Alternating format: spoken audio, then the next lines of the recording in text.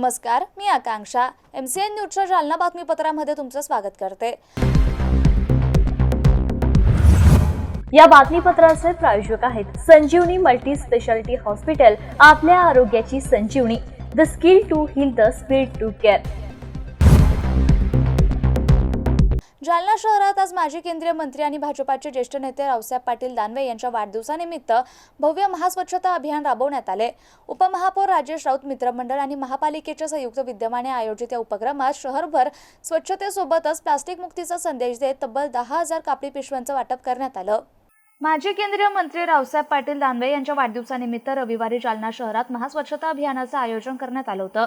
सकाळी स्वातंत्र्य सैनिक रामभाऊजी राऊत यांच्या पुतळ्याला पुष्पहार अर्पण करून अभियानाचा शुभारंभ करण्यात आला.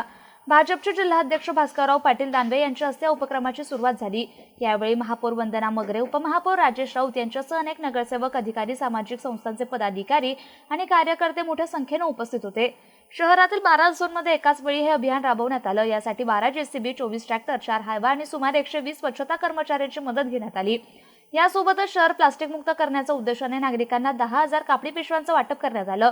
या अभियानात नागरिकांनीही उत्स्फूर्त सहभाग नोंदवत स्वच्छता आणि पर्यावरण संवर्धनाचा संदेश दिला.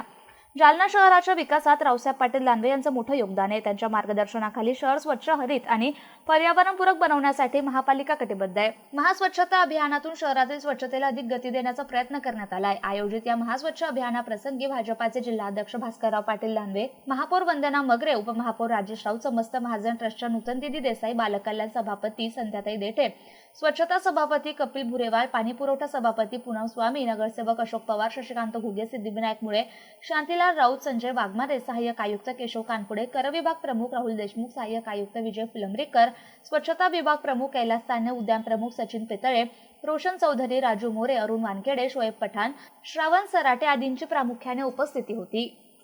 आज आपल्या देशाचे माजी मंत्री रावसाहेब पाटील दानवे दादा यांच्या वाढदिवसाच्या निमित्तानं आज महापालिकेच्या वतीनं महापौर श्रीमती वंदनाताई मगरे, उपमहापौर राजेश भैया राऊत, स्वच्छता सभापती कपिलजी भुरेवाल, महानगरपालिका आणि संपूर्ण जालना शहरातील लोकसहभागातून एक महास्वच्छता अभियान जालना शहरामध्ये राबवण्यात येत आहे. आणि म्हणून संपूर्ण JCB असेल, ट्रॅक्टर असेल, हायवा असेल, सर्व यंत्रणा लावून आज संपूर्ण जालना शहर स्वच्छ करण्याचा संकल्प आज महापालिकेच्या वतीनं त्या ठिकाणी घेण्यात आलेला आहे. स्वच्छता सभापती कपिल भुरेवाल, महिला बाल विकासच्या सभापती सौ संध्याताई संजय देठे आणि सर्व नगरसेवक, सर्व भारतीय जनता पार्टीचे सर्व पदाधिकारी, सुनील भैया खरेपासून तर सिद्धिविनायक मुळे असेल, अर्जुन गे असेल, आकाश देशमाने असतील, अशोक माऊली पवार असेल, शशिकांतजी घुगे असतील, सर्व नगरसेवक आज उपस्थित आहे. आणि मोठ्या प्रमाणात महास्वच्छता अभियान जालना शहरामध्ये आम्ही आज दादांच्या वाढदिवसाच्या निमित्तानं राबवत आहोत. किती दिवस चालणार आहे, कुठं कुठं चालणार आहे? आज सकाळी जवळपास 6:30 वाजेपासून तर 2:30 वाजेपर्यंत जालना शहरामध्ये महापालिकेच्या वतीनं जे काही रूट ठरवून दिले त्या रूटवर सर्व यंत्रणा जाईल आणि दुपारी 2 वाजेपर्यंत हे स्वच्छता अभियान त्या ठिकाणी चालणार. एकच दिवसासाठी आहे का कायम सुरू आहे? आज या वाढदिवसाच्या निमित्तानं सप्ताहभर कार्यक्रम आहे. रक्तदान शिबिर असतील, मॅरेथॉन असेल आणि स्वच्छता अभियान असेल. तर आज हा स्वच्छता अभियानचा महाअभियान जालना शहरामध्ये राबवण्यात येत आहे. काय यंत्रणा आहे यामध्ये? माननीय या जिल्ह्याचे भाग्य विधाते रावसाहेब पाटील दानवे दादा यांच्या वाढदिवसानिमित्त जालना शहरामध्ये महानगरपालिका आणि लोकसहभाग या संयुक्त विद्यमानाने आज महास्वच्छता अभियान या ठिकाणी घेण्यात आलेले आहे. या स्वच्छता अभियानमध्ये आम्ही जे 12 या ठिकाणी जे SIचे प्रमुख आहे, त्यामुळं 12 JCB आणि प्रत्येक JCBच्या खाली 2 ट्रॅक्टर म्हणजे 24 ट्रॅक्टर या ठिकाणी देण्यात आलेले आहे. आणि 120 लेबर, त्यामध्ये झाडणे असेल, नाली काढणं असेल, हे त्यांच्यासाठी दिलेले आहे. 4 हायवाचं सुद्धा या ठिकाणी आम्ही आणलेले आहे. आणि विशेष करून जालना शहरामधून प्लास्टिक बंदी व्हावी करिता 10,000 कॉटनच्या बॅग या ठिकाणी वाटण्यात येणार आहे. आणि याचं डिस्ट्रीब्युशन वेगवेगळ्या पद्धतीनं या ठिकाणी होणार आहे. काही व्यापाऱ्यांना या ठिकाणी आम्ही त्यांच्यासोबत वाटू, काही विभाग जसं जालना शहरामध्ये आहे, मग मग गांधी चमनचा विभाग असेल, या ठिकाणी नूतन वसाहतचा विभाग असेल, जालना शहरामध्ये इकडे चंदनजिरा असेल, कन्हैयानगर असेल, मेन मार्केट असेल, मोठा असेल, तर अशा वेगवेगळ्या ठिकाणी या कॉटन बॅग आम्ही वाटणार आहे. आमचा उद्देश तर एवढाच आहे की लवकरात लवकर या ठिकाणी जे वन टाईम आपण पन्नी या ठिकाणी यूज करतो ती पन्नी या ठिकाणी बंद व्हावी आणि जालना शहर सुंदर शहर आहे, हरित शहर आहे, याकडे आमचं या ठिकाणी विश्वास आहे. जालना जिल्ह्यात महिला सुरक्षेचा प्रश्न पुन्हा ऐरणीवर आलाय. विशेष करून घरगुती हिंसाचार मोठ्या प्रमाणात वाढले असून असाच एक प्रकार भोकरदन तालुक्यातील भोकरदन पोलीस ठाणे हद्दीत असलेल्या नळणी या गावात घडलाय. या गावातील ज्योती संतोष पगारे या 30 वर्ष विवाहितेला तिच्या पतीने माहेरकडून पैसे आण असे म्हणत 2 दिवसांपूर्वी नळणी येथे मारहाण केली. सध्या जखमी महिलेवर जिल्हा सामान्य रुग्णालयात उपचार सुरू असून वंचित बहुजन आघाडीचे युवा जिल्हा अध्यक्ष विजय लहाने यांनी या महिलेची भेट घेत मारहाण करणाऱ्या पतीविरुद्ध कारवाई करण्याची मागणी केली आहे. ही मारहाण चापटबुक्क्याने केलेली नसून चक्क या महिलेच्या डोक्यात तिच्या पतीने विळा मारलाय आणि तिला गंभीर जखमी केला असून यावेळी सदर महिलेला परिसरातील नागरिकांनी भोकरदन ग्रामीण रुग्णालयात उपचारासाठी नेलं होतं. यावेळी डॉक्टरांनी तिची प्रकृती बघून तिला तात्काळ जिल्हा रुग्णालयात उपचारासाठी दाखल केलंय.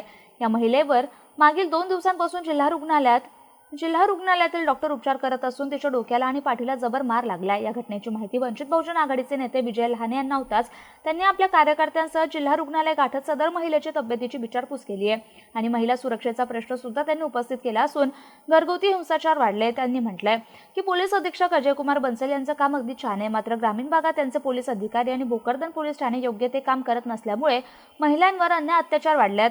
जर महिला पोलीस ठाण्यात गेल्या तर त्यांना न्याय मिळत नाही. महिलांना जर तात्काळ न्याय मिळाला तर अशा घटना घडणार नाही असं म्हणत त्यांनी पोलीस ठाणे भोकरदन यांच्या कामकाजावर प्रश्नचिन्ह निर्माण करत महिलेच्या पतीवर आणि संबंधितांवर जे पण कोणी आरोप असतील त्यांच्यावर तात्काळ कायदेशीर कारवाई करावी अशी मागणी या प्रसंगी त्यांनी केली आहे. काय झालं होतं, कोणी मारलं, तुम्ही सिव्हिल हॉस्पिटलला ऍडमिट आहे काय? माझं नाव ज्योती, माझं नाव रत्ना संतोष प्रकाश पगारे. त्यांनी मला मारलं. पैशाची मागणी करतात माझ्या वडिलांकडून. ते गरीब आहे, ते काही पैसे देऊ शकत नाही, त्याच्यामुळे मला मारलं. त्यांनी इळती मारली. कधी मारलं तुम्हाला? मला का काल काय कशानं मारलं? इळती मारली, काही लाता बुक्क्या मारल्या, कुठं लागलं तुम्हाला? डोक्यात टाचे पडेले, डोक्यात काय लागलं? पुऱ्या अंगाला लागेले, पाठीला लागेले. डोक्यात काय लागलं? इळती मारली. युती का? हा. आता काय मागणी तुमची? पोलीस स्टेशनला तक्रार दिली? हो द्यायची. काय मागणी आहे तुमची? ठीक आहे, न्याय भेटला पाहिजे. असं काऊन करतात, काय करतात? काय म्हणून पाळायचं तुम्हाला? मुलगा आणि मुलगी. तुम्ही आज सिव्हिल हॉस्पिटलला का महिलेला भेटण्यासाठी आले? काय? भोकरदन तालुक्यामधली एक गंभीर घटना आहे की भोकरदन तालुक्यामध्ये एक नळणी म्हणून गाव आहे. त्या नळणी या गावामध्ये एका महिलेला त्या ठिकाणावर बेरहम त्या ठिकाणी मारहाण केली आणि मारहाण करून घराच्या बाहेर हाकलून दिलं आणि ते 2 वर्षापासून त्यांना पैशाची मागणी करत आहे. आणि त्याच्या आई वडिलाची म्हणजे हातावरील लोक आहे, ऊसतोड कामगाराला जाणारे लोक आहे ते, आणि ते प्रॉपर माळशेंद्राचे आहे. माळशेंद्राचे असल्या कारणाने त्यांनी मला माझ्या कानावरती गोष्ट टाकली. आता आम्ही वंचित बहुजन आघाडीचे संपूर्ण कार्यकर्ते हे घाटी रुग्णालयामध्ये आलेलो आहे. आता ते काल त्यांनी त्या पोलीस स्टेशनला गेले होते राजूरला. तर राजूरवाल्यांना सांगितलं त्याला आमची काही हद्द नाही ती, पण इथून MLC त्या भोकरदन पोलीस स्टेशनला गेलेले आहे. पण अद्याप हे भोकरदन पोलीस स्टेशनचा कोणीही पोलीसवाला इथे येऊन त्यांची चौकशी करायला आला नाही. आणि त्या मुलीला डोक्यामध्ये ऍक्च्युअली त्या महिलाच्या डोक्यामध्ये 13 ते 14 टाके पडलेले आहे आणि इंजुरी गंभीर आहे. गंभीर इंजुरी असताना सुद्धा तिचा जीव घेणं हल्ला मुलीवर झालेला आहे. महिला इथं एकूण शासन सांगता महिला सुरक्षित आहे. मी इथल्या जिल्हाधिकाऱ्याला आवाहन करतो, इथल्या कलेक्टरला इथल्या SP ला आवाहन करतो, इथल्या DYSP ला आवाहन करतो की ताबडतोब महिला सुरक्षित कुठं आहे. आता आम्ही खाली सुद्धा एक बाईट केली आहे. या जिल्ह्यामध्ये ह्या घाटी रुग्णालयामध्ये आता आपण बघितलं असेल तर 4 ते 5 महिलावर या ठिकाणी हल्ले झालेले आहे आणि त्यांना नवऱ्याच्या आणि त्यांच्या बाकीच्या मंडळीकडून या ठिकाणी त्रास होत आहे. अशा तक्रारी या ठिकाणी आलेल्या आहे आणि एकाही पोलीस स्टेशनला ती तक्रार नोंदली नाही. 3 पोलीस स्टेशनचे आमच्याकडे गोंदी पोलीस स्टेशन असेल, भोकरदन पोलीस स्टेशन असेल, आता एक जालनाचं तालुका पोलीस स्टेशन. काय मागणी? आमची मागणी एकच आहे की आम्ही आता SP साहेबाला भेटायला जाणार आहे आणि त्यांच्या कानावर एक गोष्ट घालणार आहे. भोकरदन तालुक्यामधली घटना आहे, गंभीर इंजुरी आहे. त्या पोलिसांनी येऊन उभ्या रक्ताने आलेली महिला या हॉस्पिटलमध्ये आलेली आहे. कालपासून त्याची परिस्थिती नाजूक आहे. त्या लोकांकडे फोन सुद्धा नाही कोणाला फोन करायसाठी, तरी सुद्धा इथले पोलीस तर लक्ष देत नसतात. तर ही दुर्दैवी घटना आहे. या घटनेचा आम्ही सर्वप्रथम वंचित बहुजन आघाडीच्या वतीने निषेध करतो आणि आज आम्ही जाऊन SP ला डेलिगेशन देणार आहे. 2 दिवसामध्ये या संपूर्ण महिलेला जर न्याय नाही मिळाला तर आम्ही याच्यामध्ये मोठं आंदोलन करणार आहे. वारंवार येत असलेल्या तक्रारीच्या अनुषंगाने आरोग्य विभागाच्या उपसंचालकांनी जालन्यातील महिला रुग्णालयाची झाडाझडती घेतली. यावेळी रुग्णालयातील विविध विभागांची तपासणी करून तेथील कामकाज व्यवस्थित चालते का याची पाहणी करत उपस्थित डॉक्टरांची बैठक घेऊन सूचना देण्यात आल्या. आरोग्य विभाग उपसंचालक डॉक्टर कांचन वानोयरे यांनी जिल्हा स्त्री महिला रुग्णालय तसेच जिल्हा सामान्य रुग्णालय येथील आरोग्य सेवेबाबत पाहणी केली. जालना शहरातील जिल्हा सामान्य रुग्णालय आणि जिल्हा महिला रुग्णालयाबाबत विविध तक्रारी आरोग्य उपसंचालकांकडे दाखल करण्यात आल्या होत्या. त्या अनुषंगाने आरोग्य उपसंचालक डॉक्टर कांचन वानेरे यांनी शनिवारी जालना शहरातील जिल्हा महिला रुग्णालयाला भेट दिली. यावेळी तेथील विविध विभागात जाऊन विभागाचं कामकाज आणि सोयीसुविधांची पाहणी केली. यावेळी आढळून आलेल्या त्रुटीनंतर त्यांनी उपस्थित डॉक्टरांची तात्काळ बैठकीत त्यांना सूचना देखील केल्या आहेत. आपल्या इथे काही लोकप्रतिनिधी आहेत, तर त्यांनी वुमन्स हॉस्पिटल जालना याबद्दल काही प्रश्न उपस्थित केले होते. तसेच जिल्हा रुग्णालय जालना येथील MRI असेल, CT स्कॅन सेवा असेल याबद्दलसुद्धा प्रश्न पडलेले होते. त्याबद्दल इथे आम्ही व्हिजिट केली.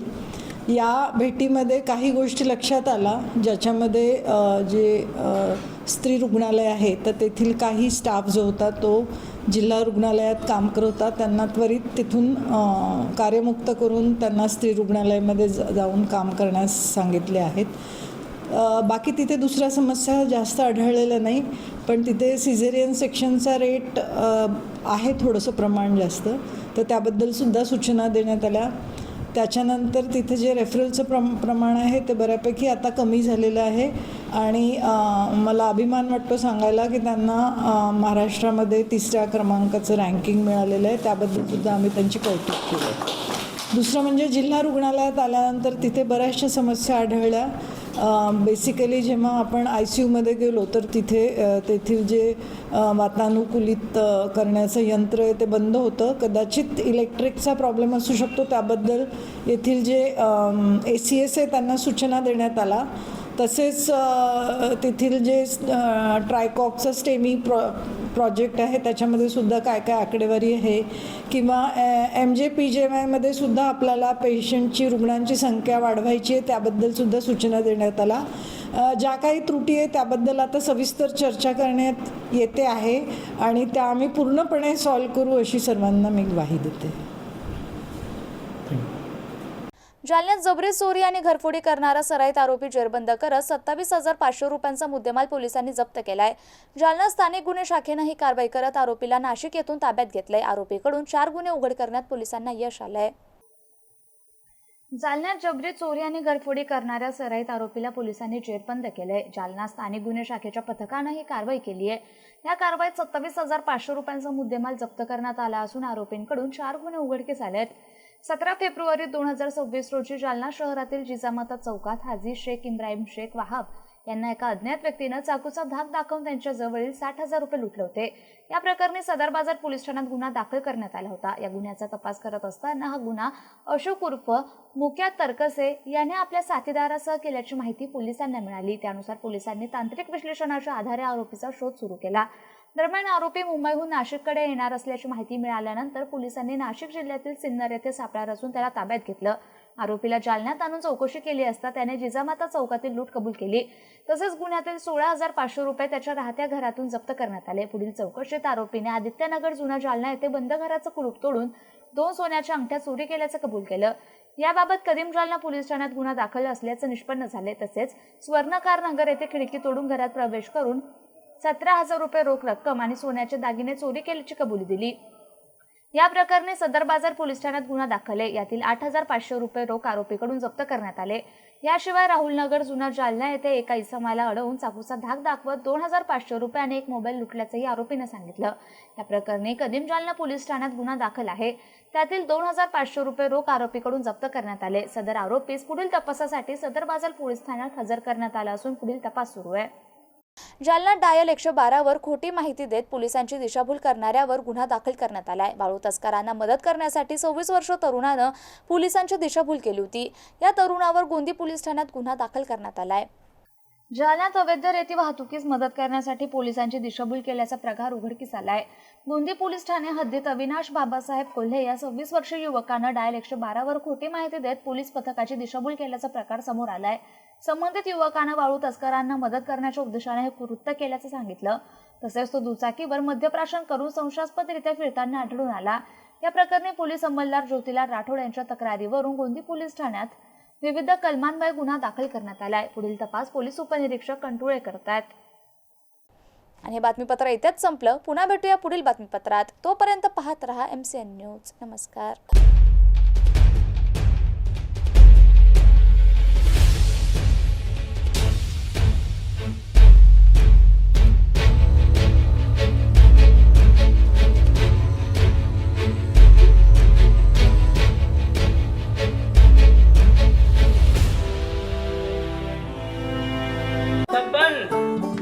आपको कलेक्टर साहिबा के हाथों से इनामी घर मिल रहा है। आपका घर बहुत सुंदर होगा ना? अरे नहीं बेटा, हम तो बहुत छोटे आदमी हैं। चाचू डोंट वरी, मैं बड़ी होकर आपके लिए और सबके लिए मजबूत और सुंदर घर बना के दूंगी। कालिका सरिया लाना मत भूलना। कालिका TMT सरिया कंक्रीट से करे मजबूत जोड़ और भूकंप, जंग, आग से लड़कर घर को दे दीर्घायु। कालिका सरिया मैं भूली नहीं। बेटिया आप कलेक्टर।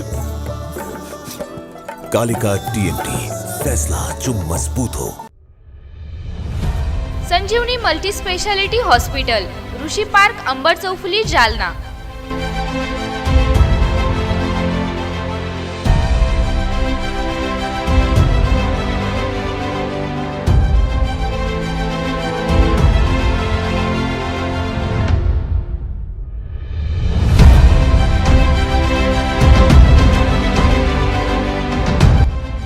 महात्मा ज्योतिबा फुले जन आरोग्य योजना आणि प्रधानमंत्री जन आरोग्य आयुष्मान भारत योजना उपलब्ध. मेडिसिन विभाग, बालरोग विभाग, स्त्रीरोग विभाग, अस्थिरोग विभाग, सर्जरी विभाग, नाक कान घसा विभाग आणि पॅथॉलॉजी विभागात काम करणारी तज्ञ डॉक्टरांची टीम. उपलब्ध सुविधा ICU, NICU. जालना शहरातील अद्ययावत Ultima of 100 with stent boost cath lab. Modular operation theatre, dialysis विभाग, cardiac care unit CCU, angiography सुविधा, एंजिओप्लास्टी सुविधा, 24 तास अत्यावश्यक सेवा आणि कार्डियक ॲम्ब्युलन्स उपलब्ध. महाराष्ट्र पोलीस कुटुंब आरोग्य योजनेसह सर्व आरोग्य विमा कंपन्यांचे कॅशलेस उपचार. संजीवनी मल्टी स्पेशालिटी हॉस्पिटल आपल्या आरोग्य